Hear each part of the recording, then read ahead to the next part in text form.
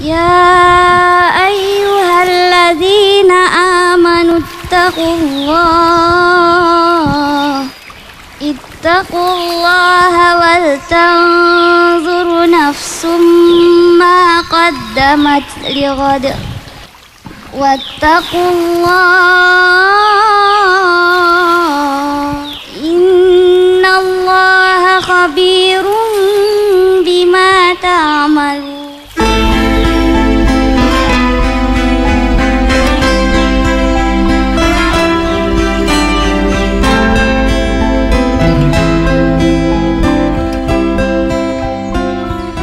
Dimensi Sejarah.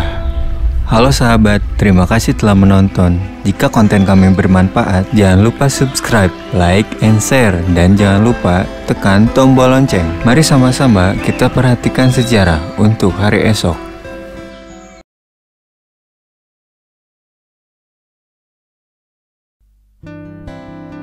Halo sahabat, kali ini kita akan membahas tentang biografi dari Buya Hamka. Buya Hamka memiliki nama asli Haji Abdul Malik Karim Amrullah. Buya Hamka lahir pada 17 Februari 1908 di Sumatera Barat, Desa Kampung Mulek, Meninjau. Buya Hamka tutup usia pada 24 Juli tahun 1981 di Jakarta. Sebutan Buya diberikan kepada beliau sebagai seorang yang dihormati, atau panggilan untuk orang yang berasal dari Minangkabau. Kata Buya berasal dari kata abi dalam bahasa Arab, abuya, yang memiliki arti ayah kami. Buya Hamka putra dari Syekh Abdul Karim bin Amrullah, atau dikenal sebagai Haji Rasul setelah Syekh Abdul Karim bin Amrullah pulang dari Mekah pada tahun 1906. Beliau menjadi pelopor gerakan Islah Tajdid di Minangkabau. Buya Hamka adalah seorang ulama, aktivis politik, juga penulis Indonesia yang karyanya sangat luar biasa. Pendidikan Buya Hamka. Buya Hamka mengenyam pendidikan dasar di SD Maninjau. Pada saat usianya beranjak 10 tahun, ayahnya Syekh Abdul Karim bin Amrullah sudah mendirikan Sumatera Tawalib di Padang Panjang. Di sanalah Buya Hamka mempelajari Islam dan bahasa Arab. Selain belajar di sana, Buya Hamka juga pernah belajar agama Islam di surau, juga di masjid-masjid yang didirikan oleh ulama terkenal seperti Syekh Ibrahim Musa, Syekh Ahmad Rashid, Sultan Mansur, R.M. Surjo Faronto, dan Ki Bagus Hadikusumo. Ketika masih muda, Buya Hamka dikenal sebagai seorang pengelana. Menurut kisah, ayahnya pun memberi gelar kepada Buya Hamka si Bujang Jauh. Ketika Buya Hamka berusia 16 tahun, beliau pergi merantau ke Jawa untuk menimba ilmu Islam kepada Hos Cokro Aminoto, Ki Bagus Hadikusuma, R.M. Surya Faronto, dan Kiai Haji Fahrudin. Pada saat itu, Buya Hamka sering mengikuti berbagai diskusi dan training pergerakan Islam di Abdi Dharma Pakualaman, Yogyakarta. Perjalanan karir Buya Hamka. Pada tahun 1927, Buya Hamka menjadi seorang guru agama di perkebunan tebing tinggi, Medan. Juga di daerah Padang Panjang pada tahun 1929. Tahun demi tahun karirnya semakin berkembang. Pada tahun 1957 sampai dengan 1958, Buya Hamka menjadi dosen di Universitas Islam Jakarta dan Universitas Muhammadiyah Padang Panjang. Selain itu, Buya Hamka juga dilantik menjadi seorang rektor di Perguruan Tinggi Islam Jakarta dan Universitas Profesor Mustofa Jakarta. Ketika masa perjanjian Rumroyen atau perjanjian antara Indonesia dan Belanda pada tahun 1949, beliau lalu pindah ke Jakarta serta memulai karirnya menjadi pegawai di Departemen Agama, yakni pada masa pemerintahan Kiai Haji Abdul Wahid Hasyim. Selain itu, di berbagai perguruan tinggi Islam ia aktif memberikan kuliah. Riwayat organisasi Buya Hamka. Selain diketahui sebagai guru, dosen, pengelana, dan seorang cendekiawan, Buya Hamka juga ikut serta dan berandil besar dalam pendirian Muhammadiyah mulai pada tahun 1925 dalam rangka melawan khurafat atau keyakinan yang tidak masuk akal atau akidah yang tidak benar. bid'ah, tarekat, dan kebatinan sesat di Padang Panjang. Beliau menjadi Ketua Muhammadiyah Padang Panjang pada tahun 1928. Selain itu juga beliau mendirikan Pusat Pelatihan Dakwah Muhammadiyah, lalu menjadi Konsul Muhammadiyah di Makassar. Setelah itu beliau terpilih menjadi Ketua Majelis Pimpinan Muhammadiyah di Sumatera Barat oleh Konferensi Muhammadiyah, menggantikan SY Sultan Mangkuto pada tahun 1946. Pada tahun 1953, Buya Hamka dipilih sebagai penasihat pimpinan Pusat Muhammadiyah. Aktivitas politik Buya Hamka. Buya Hamka menggeluti dunia perpolitikan dikisahkan bermula pada tahun 1925. Pada saat itu, Buya Hamka menjadi anggota Partai Politik Sarekat Islam.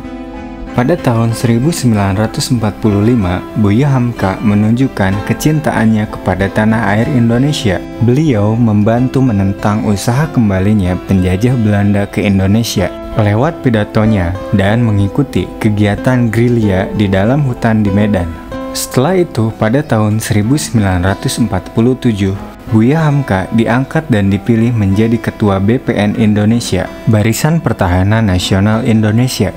Pada tahun 1955, Buya Hamka masuk Konstituante lewat Partai Masyumi serta menjadi pemidato utama dalam pilihan raya umum. Pada saat itu, pemikiran Buya Hamka sering bertolak belakang dengan mainstream politik ketika itu.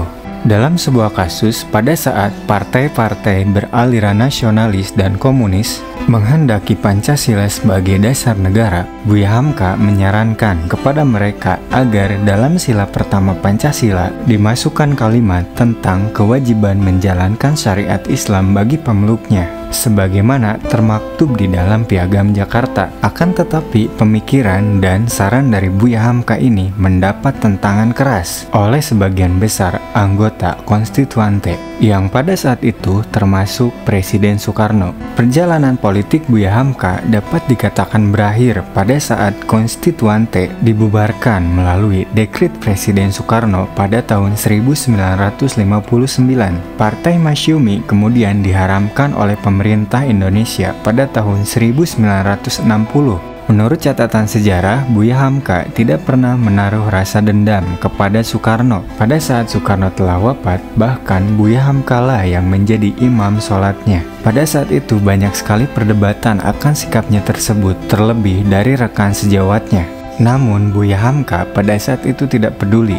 Bagi Buya Hamka, apa yang dilakukannya pada saat itu adalah atas dasar hubungan persahabatan. Apalagi di mata Buya Hamka, Soekarno adalah seorang Muslim, meski akhirnya Soekarno memilih sebuah pilihan yang berbeda dengannya. Menurut catatan sejarah, pada tahun 1964 sampai dengan 1966, Buya Hamka dipenjarakan oleh Presiden Soekarno. Pada saat itu, beliau dituduh pro-Malaysia. Selama di penjara, Buya Hamka menulis tafsir Al-Ajhar yang merupakan karya ilmiah terbesarnya. Setelah keluar dari penjara, Buya Hamka diangkat menjadi anggota Badan Musyawarah Kebajikan Nasional Indonesia, anggota Majelis Perjalanan Haji Indonesia, dan anggota Lembaga Kebudayaan Nasional Indonesia.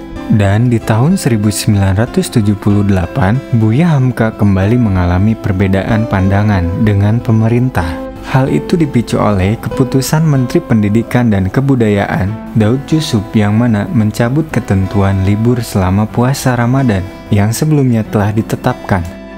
Keyakinan Buya Hamka kembali diuji tepat pada tahun 1980, yang mana pada saat itu Menteri Agama Alamsyah Ratu Prawira Negara membuat permohonan kepada MUI agar mencabut fatwa yang melarang perayaan Natal bersama. Pada saat itu, Buya Hamka yang berkedudukan sebagai Ketua MUI langsung menolak keinginan tersebut. Akan tetapi, keputusan Buya Hamka tersebut kemudian ditanggapi Alamsyah dengan rencana pengunduran diri dari jabatannya. Pada saat itu pula, dengan sikap yang bijaksana, dirinya Buya Hamka memutuskan mundur sebagai Ketua MUI. Aktivitas sastra Buya Hamka. Di luar keaktifannya dalam bidang keagamaan dan politik, Buya Hamka juga adalah seorang wartawan, penulis, editor, dan penerbit. Sejak tahun 1920-an, Buya Hamka telah menjadi wartawan di beberapa surat kabar, seperti Pelita Andalas, Seruan Islam, Bintang Islam, dan Seruan Muhammadiyah. Pada tahun 1928, Buya Hamka menjadi editor majalah Kemajuan Masyarakat, dan pada tahun 1932, beliau menjadi editor dan menerbitkan majalah Al-Mahdi di Makassar. Selain itu, beliau juga pernah menjadi editor majalah Pedoman Masyarakat, Panji Masyarakat, dan Gema Islam. Selain yang telah disebutkan tadi, Buya Hamka juga sangat produktif dalam bidang kepenulisan. Buya Hamka menghasilkan karya ilmiah Islam dan karya kreatif seperti cerpen dan novel. Adapun karya ilmiah terbesar dari Buya Hamka ialah Tafsir Al-Azhar yang berjumlah sebanyak 5 jilid. Pada tahun 1950, Buya Hamka mendapat kesempatan untuk berkunjung ke berbagai negara daratan Arab. Setelah kembali ke tanah air, Buya Hamka menulis beberapa roman, di antaranya Mandi Cahaya di Tanah Suci, di Lembah Sungai Nil, dan di Tepi Sungai Dailah, yang mana pada sebelumnya beliau telah membuat beberapa roman lainnya seperti Di Bawah Lindungan Ka'bah, Tenggelamnya Kapal Van der Wijk, Merantau ke Delhi, serta Dalam Lembah Kehidupan. Banyak dari karyanya yang telah diapresiasi dari negara lain seperti Malaysia dan Singapura. Sahabat, perlu diketahui, kitab Tafsir Al-Azhar adalah karya gemilang dari Buya Hamka. Karya tafsir Al-Quran 30 juz ini adalah salah satu karyanya di antara kurang lebih 100 lebih karya lainnya yang dihasilkan oleh Buya Hamka pada masa hidupnya. Karya-karya dari Buya Hamka banyak membahas bidang politik, sejarah, budaya, akhlak, dan ilmu-ilmu keislaman.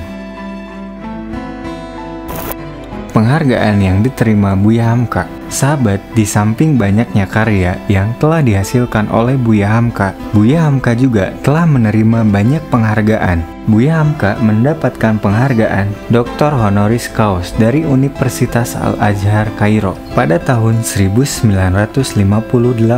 Selain itu juga mendapatkan Dr. Honoris Causa dari Universitas Kebangsaan Malaysia pada tahun 1958. Juga mendapat gelar Datuk Indono dan Pangeran Wirodono dari pemerintah Indonesia. Wafatnya Buya Hamka. Buya Hamka berpulang ke rahmatullah pada tanggal 24 Juli pada tahun 1981.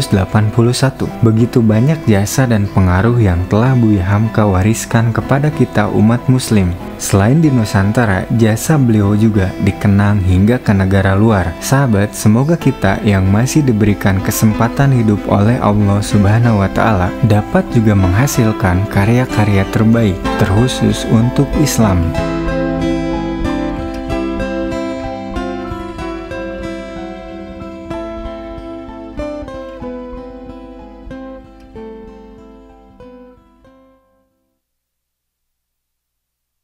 Terima kasih telah menonton.